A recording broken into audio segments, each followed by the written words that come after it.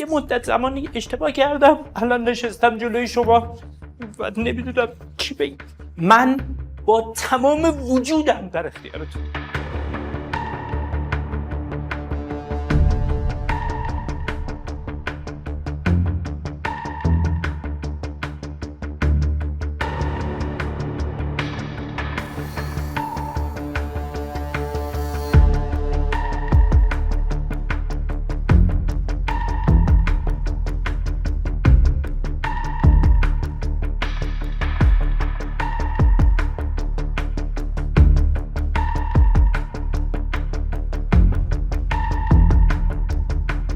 سال 1351 به آمریکا رفتم.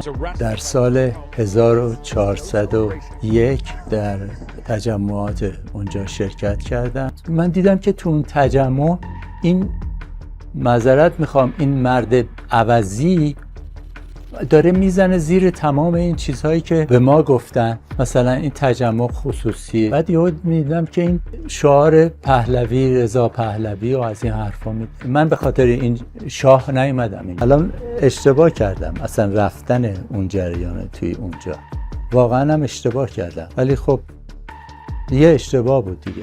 اصلا فکر نمی کردم که من دستگیر بشم، اصلا فکرشو نمی کردم به وسیله وزارت اطلاعات دستگیر بشم.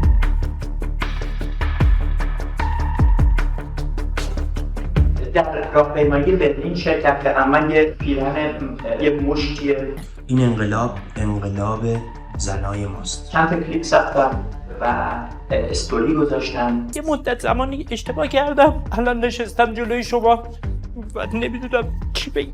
من با تمام وجودم در اختیارتون، با تمام وجودم، چه اینجا چه اونجا.